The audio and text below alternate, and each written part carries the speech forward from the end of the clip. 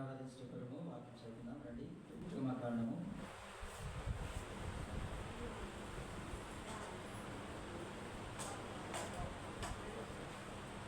25వ అధ్యాయం.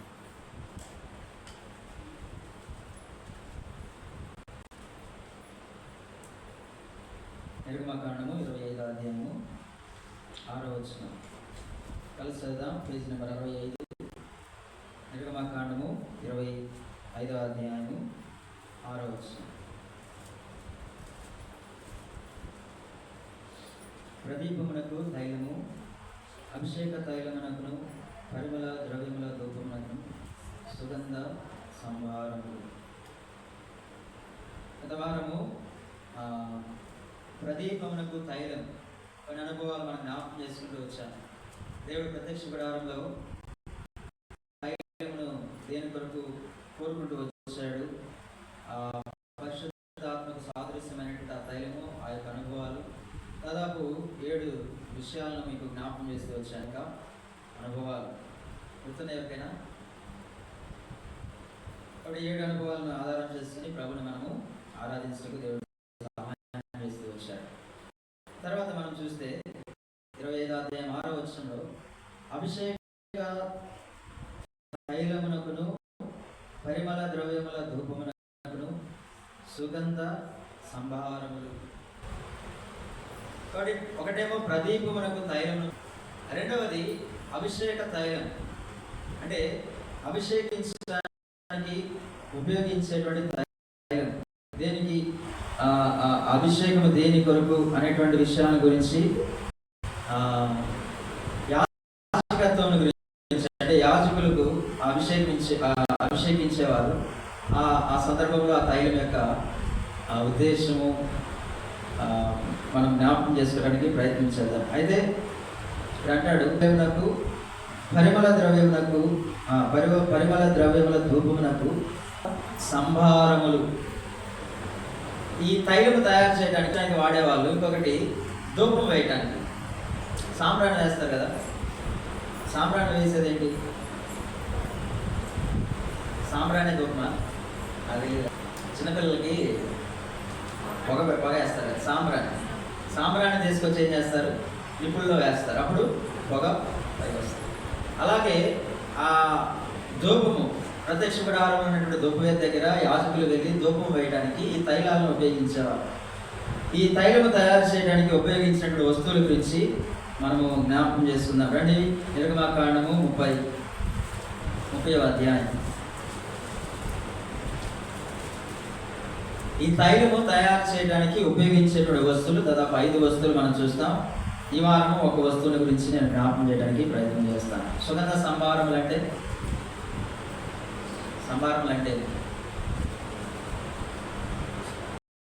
స్పైసెస్, తెలుగులో ఏమంటారు? మనకి యాలకులు, లవంగ, చెక్క, వీటిని ఏమంటారు? వంటలో వాడే వస్తువులు ఏమంటారు? మన రెగ్యులర్గా వాడే పదాలు, మసాలాలో వాడేటువంటి దినుసులు. స్పైసెస్ అంటే ఏంటి? దినుసులు. అంటే దినుసులు. ఆ తైలము తయారు చేయడానికి ఏ దినుసులు, ఏ వస్తువులు వాడుతూ వచ్చారు అనడానికి నిర్గమకాండం 30వ అధ్యాయం 22వ వచనం నుంచి 25వ వచనం వరకు. మరియు యెహోవా మోషేతో ఇట్లా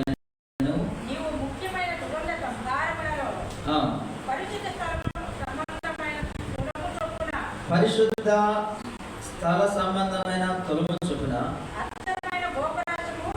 అచ్చమైన గోపరసము 500 తులములను, సుగంధము గల లవంగి పట్ట సగము, 250 తులముల ఎత్తును, నిమ్మగడ్డి 250 తులముల ఎత్తును, లవంగి పట్ట 500 తులములను, ఒలీవ నూనె సంభారమును 3 పళ్ళను తీసుకొని ప్రతిష్టాభిషేక తైలము అనగా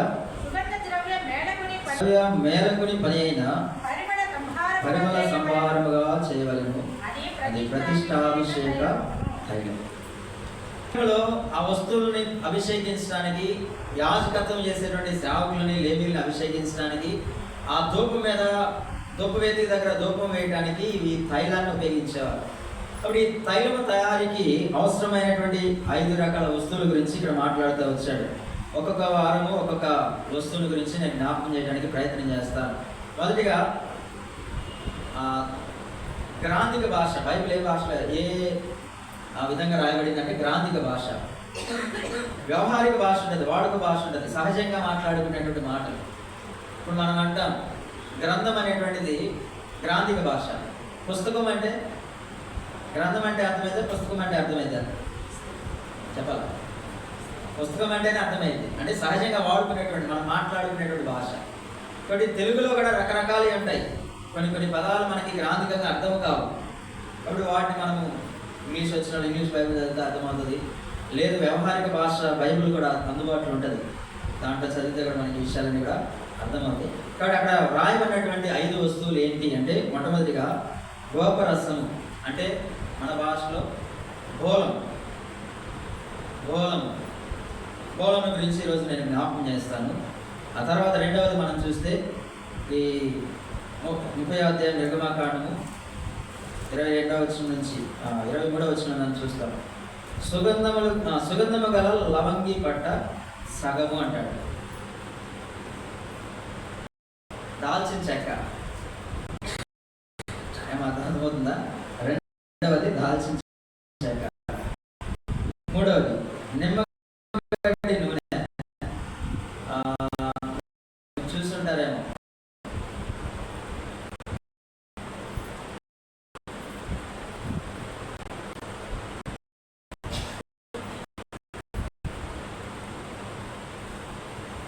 భారతదేశంలో లభ్యమయ్యేటువంటి పువ్వు ఇది ఏమంటారు? తంగేడు ఆకు అంటారు. తంగేడు. తర్వాత లవంగి పట్ట, తర్వాత ఒలివ నూనె. ఈ 5 వస్తువులను మనం అక్కడ చూస్తున్నాం. మొదటిది గోపరసము, రెండవది దాల్చిన చెక్క, మూడవది లవంగి పట్ట. లవంగి పట్ట అంటే క్షమించండి, ఇది చూసారు ఎప్పుడైనా? టాప్ చూసారా? ఇవి ఏమంటారు, చనిపోయినప్పుడు చల్లుతారు కదా, ఏమంటారు దాన్ని? పింక్ కలర్లో చనిపోయిన వాళ్ళ మీద చల్లుతూ ఉంటారు కదా, పింక్ కలర్లో ఉంటాయి. పాత దినాలు, ఇప్పుడైతే చూడట్లేదు కానీ పాత దినాల్లో ఉంటాయి. లవంగి పట్ట. తర్వాత నిమ్మగడ్డి నూనె, తంగేడాకు అంటారు. ఒకటి, 5వది ఒలివ నూనె. ఈ 5 రకాల వస్తువులను అంటే మొత్తం కూడా కలుపుకొని వాటిని మిక్స్ చేసి దంచి వాటిలో నుంచి వచ్చేటువంటి ఆ పొడిని, ఆ యొక్క ప్రాముఖ్యంగా ఆ 4 పొడులు కలిపి ఒలివ నూనెలో కలుపుతారు. అది అభిషేక తైలంగా వారు ఉపయోగించేవారు. సరే, ఒక్కొక్క విషయాన్ని గురించి ఒక్కొక్క వారము నేను చేస్తాను, ఎందుకంటే మనం అన్నీ ఒకే రోజు ధ్యానం చేయాలంటే. కాబట్టి ఒక్కొక్క విషయాన్ని ఒక్కొక్క రోజు జ్ఞాపకం చేయడానికి ఇస్తాను. కాబట్టి సుగంధ సంభారంలో వాడబడుతున్నట్టుగా మనం ఏం చూసాము? బోలం, మైరా, ఇంగ్లీష్లో మిరా అంటారు, గోపరసం అంటారు, గోలం అంటారు. రకరకాల పేర్లతో పిలుస్తారు. కొంతమంది దీన్ని సాంబ్రాణి అని కూడా అంటారు, కానీ సాంబ్రాణి అనకూడదు. యేసుక్రీస్తు ప్రభువు జన్మించినప్పుడు జ్ఞానులు వస్తువుల్లో ప్రాముఖ్యంగా ఏమున్నాయి? బంగారము, సాంబ్రాణి. కాబట్టి బోలమును వారు ప్రత్యక్ష గుడారంలోకి తీసుకురామని చెప్పి దేవుడు కోరు. ప్రతిష్టాత్మకగా నిర్గమాకాండం 25 దినాలు ధ్యానం చేసినట్టుగా స్వేచ్ఛగా స్వతంత్రంగా ఈ బోలాన్ని తీసుకురావాలి అనేటువంటిది దేవుని యొక్క ఆజ్ఞ. ఈ బోలము తయారయ్యేటువంటి చెట్టు, ఇది తెలుగు బైబిల్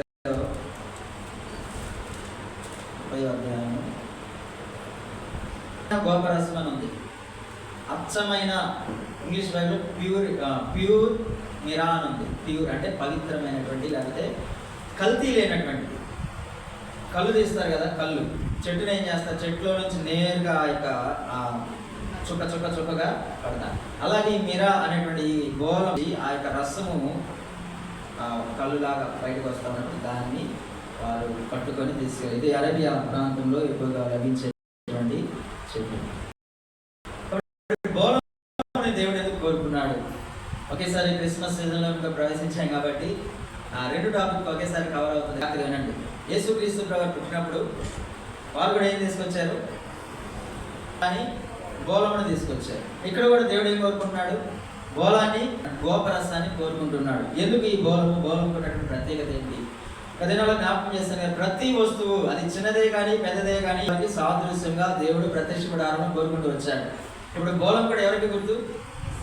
ప్రభువైన యేసుక్రీస్తు వారికి సాదృశ్యం. ఏమిటి యేసుక్రీస్తు ప్రభువారు? ఇది తైలంలో వాడారు, అభిషేక తైలంలో వాడారు. ఇప్పుడు ఆ యొక్క తైలాన్ని తల మీద పోసిన తర్వాత అది శరీరానికి తగలకూడదు కదా. చదవండి అన్నమాట 130.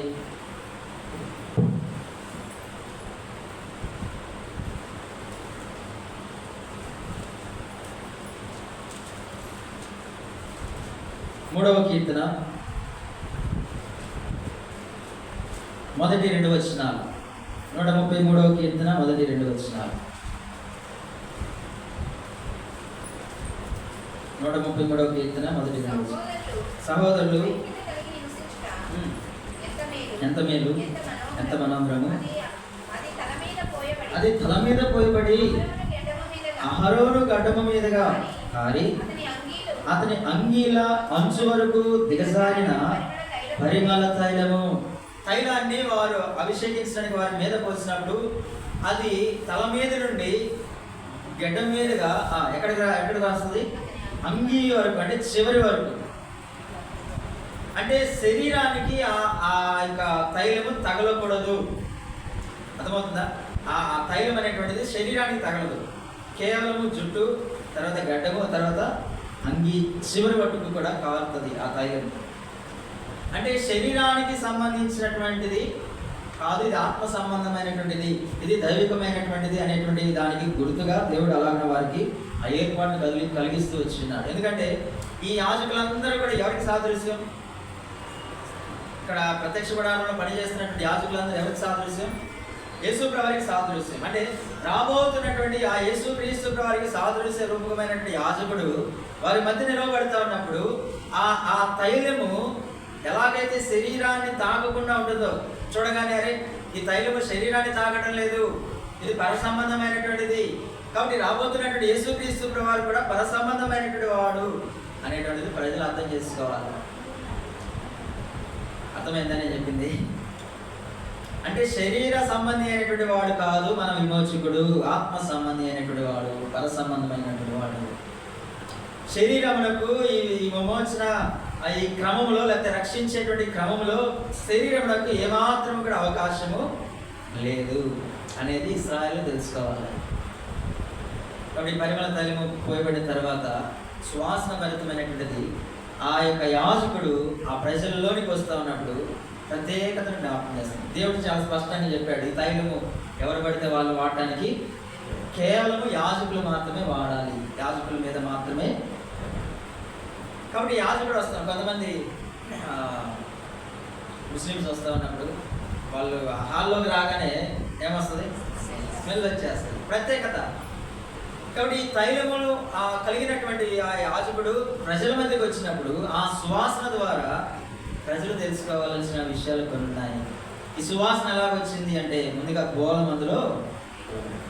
ఇప్పుడు ఈ బోళము ప్రవీణేశ్ అంటే యాజకుడు వారి మధ్యకి వచ్చినప్పుడల్లా, యాజకుని వారు దర్శించుకున్నప్పుడల్లా ఈ సువాసన ఆ ప్రజలకు అర్థమవుతా ఉన్నప్పుడు, ఆ ప్రజలు పీల్చుతున్నప్పుడు ఇది యేసుక్రీస్తు ప్రభువుకి సాదృశ్యము, రాబోతున్నటువంటి విమోచకుడికి సాదృశ్యం.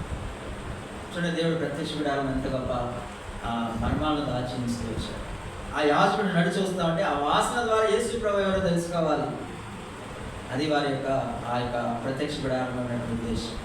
ఇప్పుడు బోళము యేసుక్రీస్తు ప్రభువుకి సాదృశ్యంగా మనం చూడవచ్చు. కాబట్టి ఈ బోళమును మొట్టమొదటిగా యేసు ప్రభువు అంటే కేవలం యేసు ప్రభువు అనుభవాలను చూద్దాం. కానీ మత్తయి సువార్త 2వ అధ్యాయము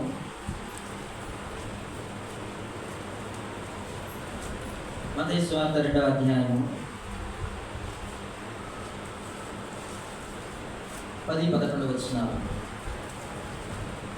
వారు ఆ నక్షత్రమును చూసి అజ్ఞాన భరితులై ఇంటిలోనికి వచ్చి తల్లి అయిన మరియను ఆ శిశువును చూచి సాగిలపడి. ఈ మాట మనం అండర్లైన్ చేసుకోవాలి. సాగిలపడి ఆయనను పూజించి తమ పెట్టెలు విప్పి బంగారమును సామ్రాణిని బోలమును కానుకలుగా ఆయనకు.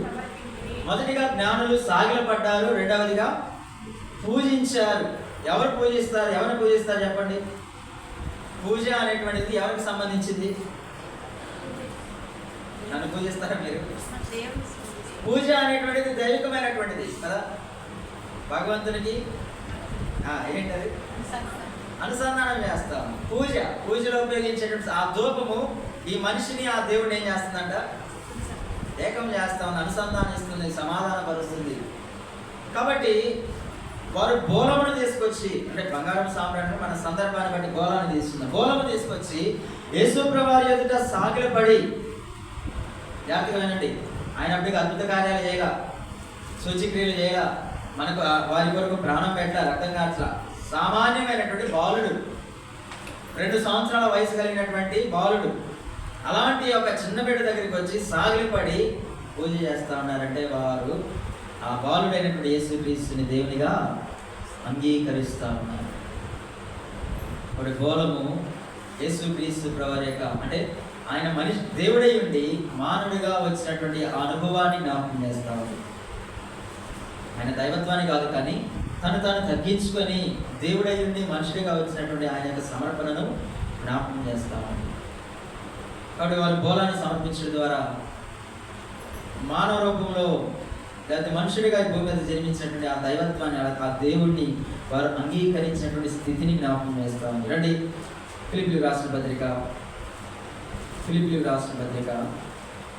2వ అధ్యాయం 6-7 వచనాలు. ఫిలిప్పీయులకు రాసిన పత్రిక 2వ అధ్యాయము 6-7 వచనాలు. ఆయన దేవుని స్వరూపము కలిగిన వాడై ఉండి దేవునితో సమానముగా ఉండుట విడిచిపెట్టకూడని భాగ్యమని ఎంచుకోలేదు, కానీ మనుషుల పోలికగా పుట్టి దాసుని స్వరూపమును ధరించుకొని తానే. కాబట్టి బోలము దేవుడు మానవుడిగా జన్మించినటువంటి స్థితిని జ్ఞాపకం చేస్తాం. చూడండి, యేసు ప్రభువారు పుట్టకముందే ఇచ్చిన ప్రవచనాలు ఏం లేవు. ఒకటి, ఏదైనా తోటలో దేవుడు చెప్పాడు ఏమని, అతడు నిన్ను తల మీద, అది యేసు ప్రభువారు గురించినటువంటి ప్రవచనం. అంతేకాని డైరెక్ట్ రెవల్యూషన్, నేరుగా ప్రత్యక్షత అనుభవం అనేటువంటిది ఏ ప్రజలకు కూడా లేదు ఆ దినాల్లో. మొదటిగా ప్రత్యక్ష గుడారం ద్వారానే యేసుక్రీస్తు ప్రభువారి పుట్టుక గురించి దేవుడు మాట్లాడుతూ ఉన్నాడు. అంటే తను ఎలా వ్యక్తిగా చేసుకుని ఈ భూమి మీద జన్మించబోతా ఉన్నాడు, ఆ అనుభవాన్ని జ్ఞాపకం చేస్తూ వచ్చాడు ఆ ప్రత్యక్ష గుడారంలో. కాబట్టి బోలము ప్రభువైన యేసుక్రీస్తు వారి యొక్క పుట్టుకకు సాదృశ్యం. ఆయన ఎందుకు ఈ భూమి మీద జన్మించాడు అంటే, ఫిలిప్పీ పత్రిక 2వ అధ్యాయం అంటాడు, ఆయన దేవుని స్వరూపం కలిగిన వాడు ఏంటి, దేవునితో సమానంగా ఉంట విడిచిపెట్టకూడని భాగ్యమనించుకొనక. ఆయన దేవుడై ఉండి ఆ స్థానాన్ని విడిచిపెట్టి భూమి మీద తను తగ్గించుకొని జన్మిస్తూ వచ్చాడు. భూమి మీద ఎవరైనా కింద నుంచి పైకి వెళ్ళాలనుకుంటారు, పైనుంచి కిందకి రావాలని ఎవరైనా కోరుకుంటారా? అర్థమైంది అన్నమాట.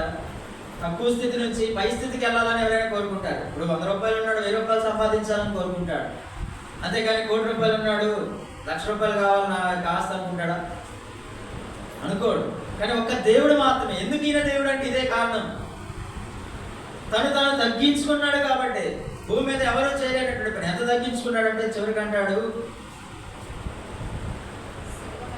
శిలువ మరణం పొందినంతగా విధేయత చూపించి తను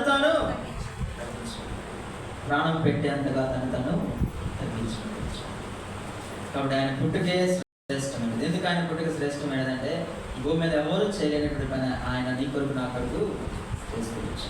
ఎందుకంటే మానవులుగా మనం చేసినటువంటి పాపం కొరకు మానవుడిగా ఆయన ప్రాయశ్చిత్తం జరిగించాలి. కాబట్టి బోలము యేసు ప్రభువారి యొక్క పుట్టుకకు సాదృశ్యం. రెండవదిగా చూడండి, లూకాసు వార్త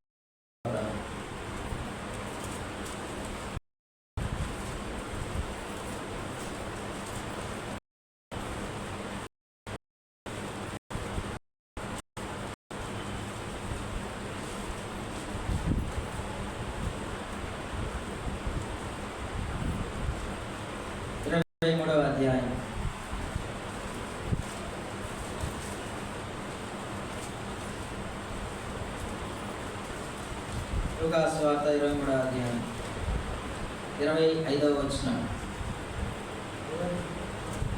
అల్లరి నిమిత్తమును నరహత్య నిమిత్తమును చెరసాలలో వేయబడి ఉండిన వారు అడిగినట్టు వారికి విడుదల చేసి యేసును వారికి ఇష్టము వచ్చినట్టు చేయుటకు అప్పగించెను.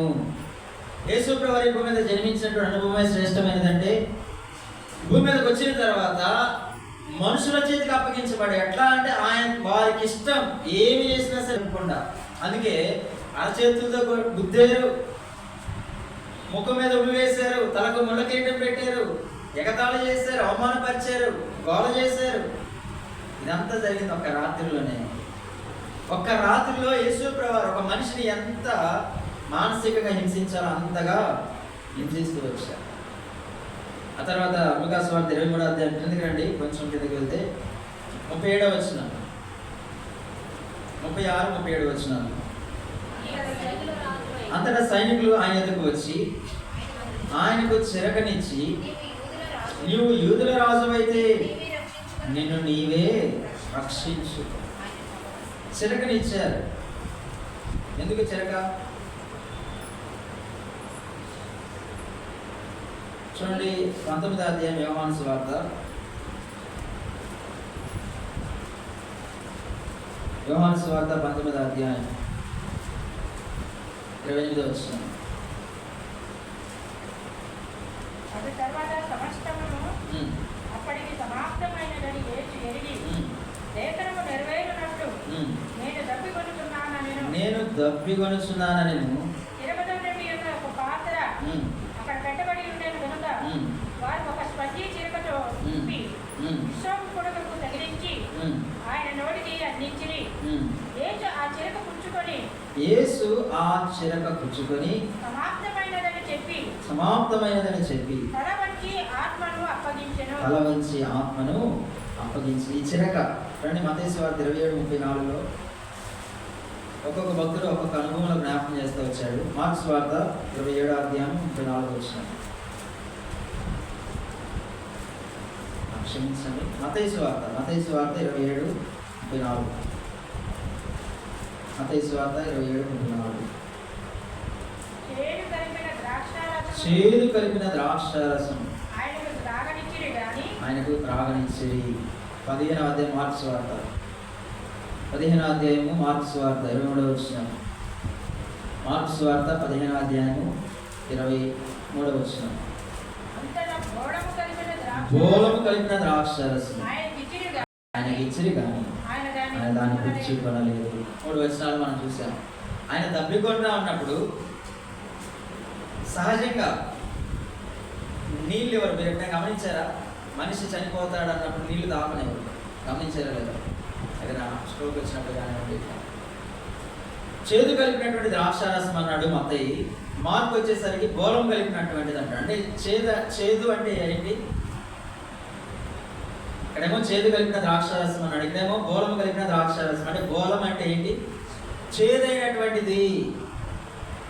ఆయనకి ఇష్టం వచ్చినట్టుగా చేస్తూ వచ్చాడు. ఎంత ఇష్టం అంటే ఆయనకు అది చేదుగా ఉన్నది, త్రాగలక అంటాడు. తర్వాత ఆయన యోహాను భక్తులు దాన్ని కంటిన్యూషన్ చేస్తూ వారు ఇచ్చారు కానీ ఆయన దాన్ని తాగలేకపోతా వచ్చాడు. అంత చేదైనటువంటిది బోలము. అంటే యేసు ప్రభువు వారు నీ కొరకు నా కొరకు ఎంత శ్రమ పెట్టబడ్డాడో ఇది జ్ఞాపకం చేస్తా ఉంది. చేదైనటువంటిది బోలము. ఆయన శ్రమలకు సాదృశ్యమైనటువంటిది బోలము. నీ కొరకు నా కొరకు ఆయన ఎంతగా హింసించబడ్డాడు, నీ కొరకు నా కొరకు ఆయన ఎంతగా విడిచివేయబడుతూ వచ్చాడు. శ్రమల అనుభవాన్ని జ్ఞాపకం చేస్తాను. కాబట్టి ఆయన దేవుడయ్యండి భూమి మీదకి వచ్చినటువంటి స్థితిని జ్ఞాపకం చేస్తాడు. రెండవది, ఆయన నీ కొరకు నా కొరకు శ్రమ పెట్టబడినటువంటి రీతిని, ఆ తైలంతో నింపబడినటువంటి ఆశ కూడా వారి మధ్యకి వస్తా ఉన్నప్పుడు ఆ సువాసన ద్వారా ఆ సువాసన మనం పొందుకుంటున్నాం అంటే అదిగో యేసు ప్రభువు నా కొరకు శ్రమ పెట్టబడుతూ వచ్చాడు. ఇప్పుడు గోళము ఆయన శ్రమలకు ఎట్లా శ్రమ పెట్టబడ్డంటే వారికి ఇష్టం వచ్చినట్టుగా శిలువ భుజం మీద మోపారు. ఆ రాళ్ళు రప్పులతో కూడినటువంటి ప్రదేశం కపాల స్థలం. కపాలం అంటే పుర్రె ఆకారంలో ఉన్నటువంటి ఆ కొండ మీదకి. కొండ ఇట్లా ఉంటే ఎక్కొచ్చు, కానీ పుర్రె ఆకారం అంటే ఎట్లా ఉంటుంది? పుర్రె మన ముఖం ఎట్లా ఉంటుందో కొండ కూడా అట్లానే ఉంటుంది. అలాంటి కొండ ఎక్కాలంటే ఎంత ఎంత శ్రమ, ఎంత ఇబ్బంది. నీ కొరకు నా కొరకు ఆయన అంటే గరుకురాల మార్గములో యేసు శిలువను మోసెను. గరుకురాల మార్గములో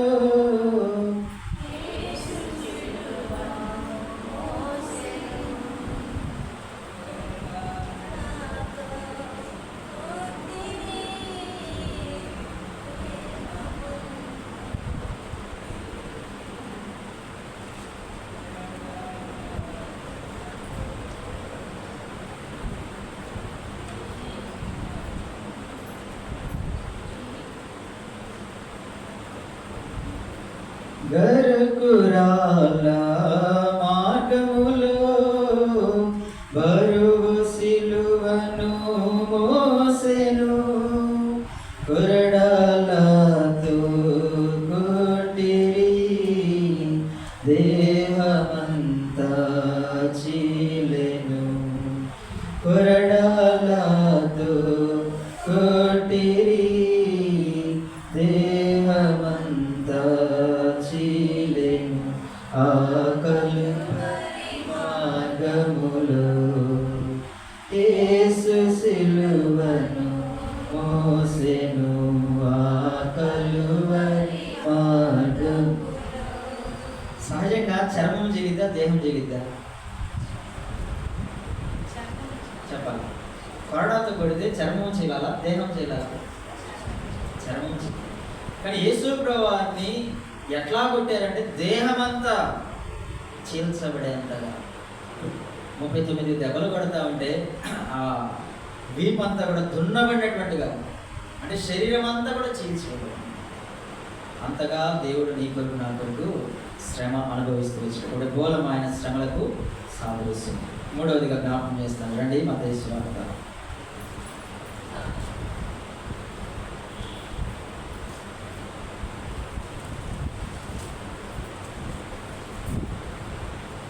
27వ అధ్యాయం.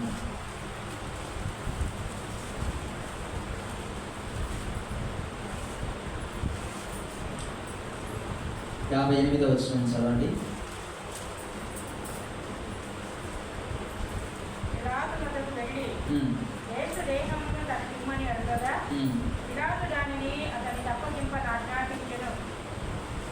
పిలాతు అతనికి అప్పగించ ఆజ్ఞాపించను. యోసేపు ఆ దేహమును తీసుకుని శుభ్రమైన నారబట్టతో చుట్టి తాను రాత్రిలో తొలగించుకున్న క్రొత్త సమాధిలో దానిని. యోహాను సువార్త 19వ అధ్యాయం 39వ వచనం. యోహాను సువార్త 19:39. యోహాను సువార్త 19వ అధ్యాయం 39వ వచనం. మొదట రాత్రి వేళ ఆయన ఎదుగు వచ్చిన నికోదేము కూడా బోరముతో కలిపిన అగరు రమారమి 150 సేర్ల ఎత్తు. నికోదేము యేసు ప్రభువు యొక్క పెట్టడానికి బోలాన్ని తీసుకొచ్చాడు. ఈ బోలము దేనికి ఉపయోగించారంటే, బోలము ఇక్కడ బోలంతో కలిపినట్టు ఇది ముందు లిక్విడ్ స్టేట్లో ఉంటుంది, అంటే ద్రవ్య రూపంలో ఉంటుంది. కొద్దిసేపటికి ఆ గాలికి దాన్ని ఉంచినప్పుడు, అంటే ఆక్సిజన్కి అది రియాక్ట్ అయినప్పుడు అది గట్టి పడుతుంది. అంటే శరీరము గట్టిగా ఆ బోలంతో పూసినప్పుడు లిక్విడ్గా ఉంటుంది, తర్వాత అది గట్టి పడుతుంది. దేహం ఎక్కువ రోజులు పాడవకుండా ఉండడానికి అట్లాగా ఆ ఏర్పాటును వారు చేసేవారు. కాబట్టి బోలము ఆయన మరణ పునరుద్ధానాలను జ్ఞాపకం చేస్తాము. ఇప్పుడు బోలముతో యేసు ప్రభు యొక్క దేహాన్ని సిద్ధపరిచిన తర్వాత ఆ దేహం ఏమైంది? గట్టిపడింది. సహజంగా చనిపోయిన తర్వాత శరీరం ఏమైంది? గట్టిపడింది. బోలంతో గడిపిన తర్వాత ఇంకా యేసు ప్రభు చనిపోయి తిరిగి లేచిన తర్వాత ఆయనకు చుట్టినటువంటి ఆ నార బట్ట ఏం చేశాడు? నీట్గా మడత చేసి అక్కడ పెట్టి వెళ్ళినట్లుగా మనం చూస్తాం. కాబట్టి బోలము అంటే ఆ గట్టిపడినటువంటి ఆ శరీరం కూడా ఏమైంది? యేసుప్రభువు తిరిగి లేచినప్పుడు మామూలుగా మార్చబడతా వచ్చింది. చూడండి ఎంతగా ఆ యొక్క పునరుద్ధాన యొక్క సీన్ ఊహించుకుంటామంటే ఎలాగ ఆయన తిరిగి లేవగలుగుతూ వచ్చాడు. అపోస్తల కార్యములు అంటాడు, సేవకుని పంపి చదవండి అన్నమాట. అపోస్తల కార్యములు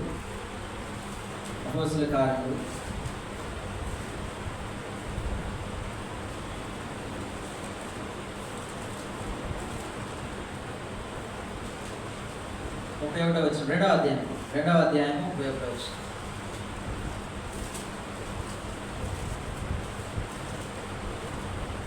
క్రీస్తు పాతాళములో విడవబడలేదని, ఆయన శరీరము కుళ్ళిపోలేదని దావీదు ముందుగా తెలుసుకుని ఆయన పునరుద్ధానమును గురించి చెప్పెను. ఈ యేసును దేవుడు లేపెను.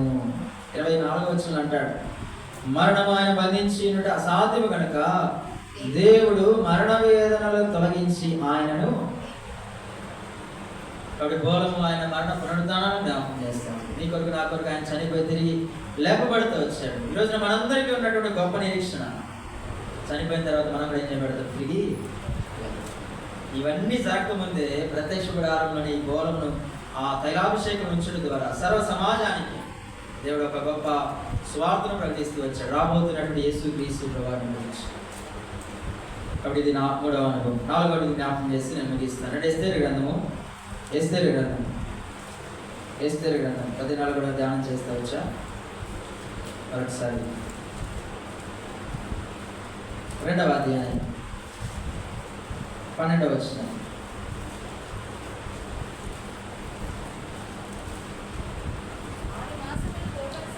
ఆరు మాసములు గోపరస తైలముతోను 6 మాసములు సుగంధ వర్గములతోను స్త్రీల పరిమళ క్రియలైన మరియు వేరు వేరు పదార్థములతోను స్త్రీలు పరిమళ క్రియలు ముగించి రాజునకు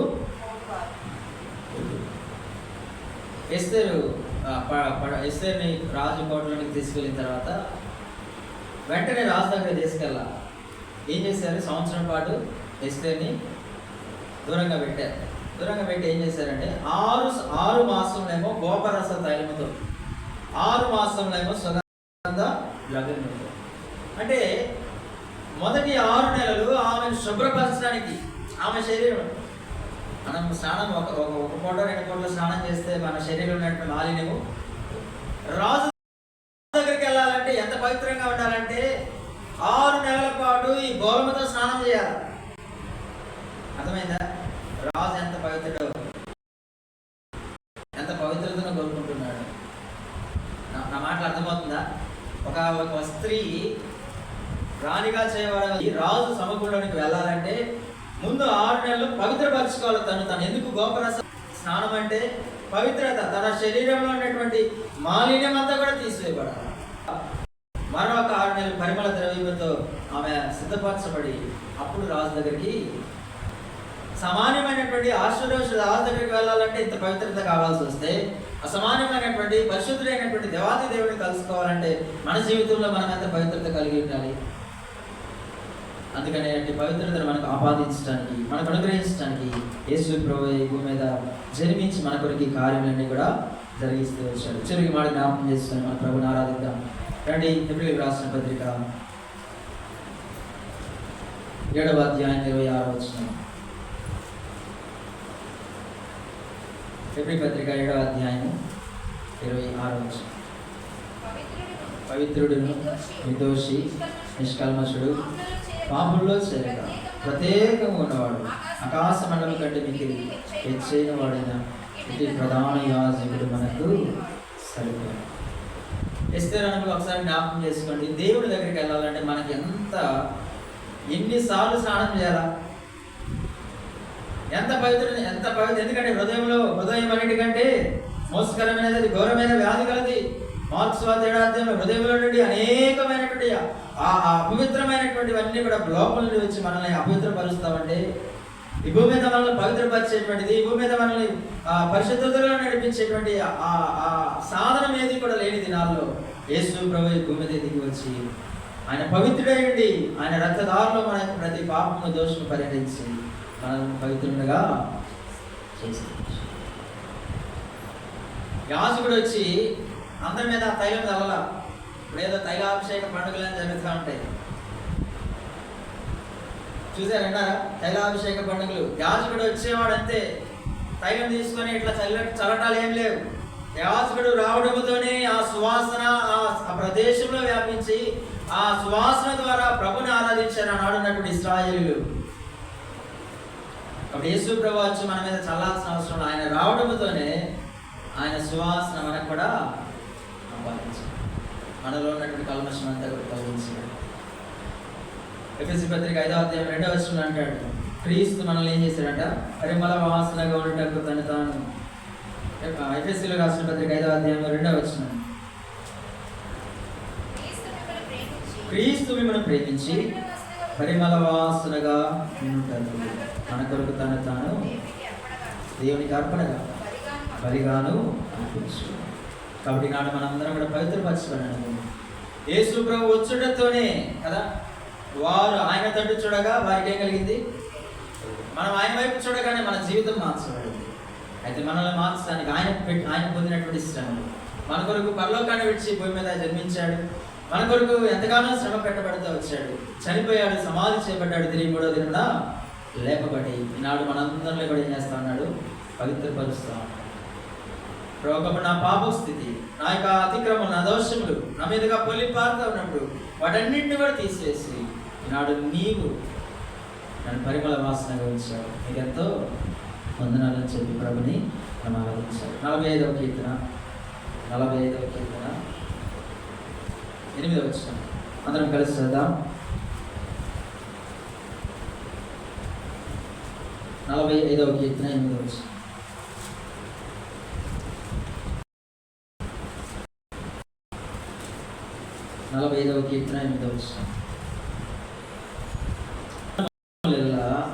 గోపరస వాసనే, లవంగి పట్ట వాసనే, దంతంలో కట్టిన నగరులలో తంతి వాద్యములు నిన్ను సంతోషపరుస్తాను. గోపరస వాసన దేవునికి ఏమిస్తా ఉన్నది? సంతోషం. ఇప్పుడు ఈ గోపరసం ఏంటంటే ఈరోజున మనం అర్పించేటువంటి ఆరాధన.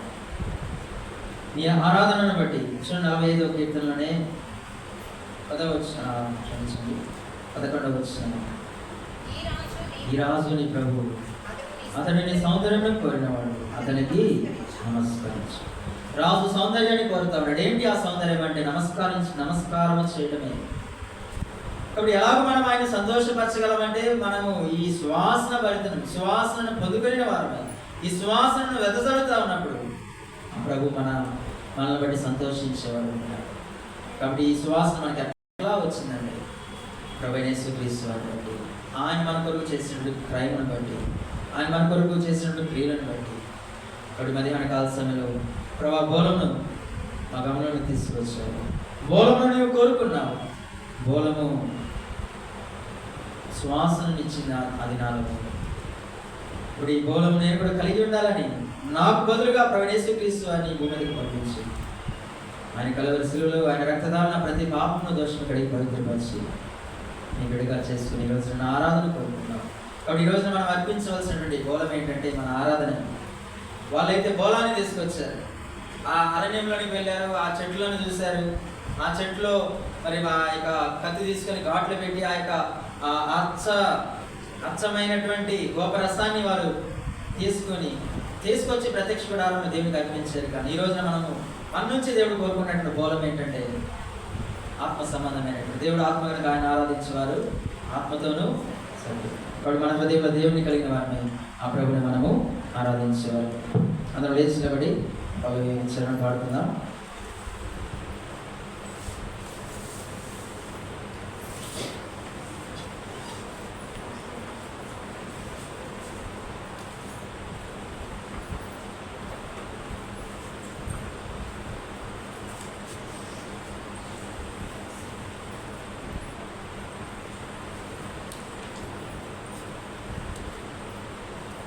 పాడుతున్నాం 152.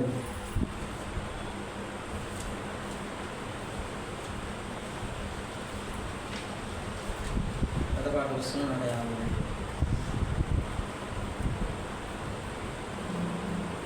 పల్లవి 2వ వచ్చిన మాట అలాది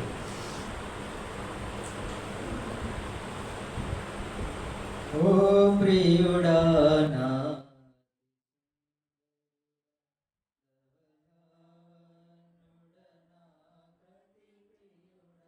ఓ ప్రియుడా నా అతి సుందరుడా ధవళవనుడా నా అతి ప్రియుడా వ్యసనాక్రాంతుడుగా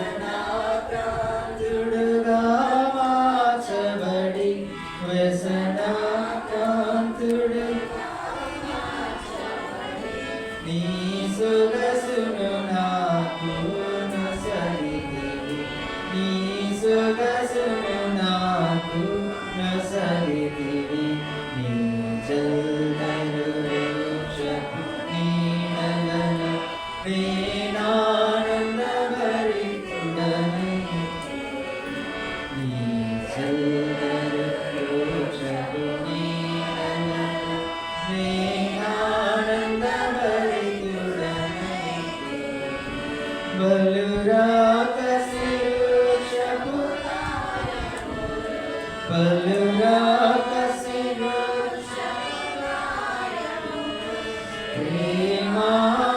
ప్రేమాసమునకు తాకు ప్రభు ప్రేమా నీ చల్లని వృక్షపు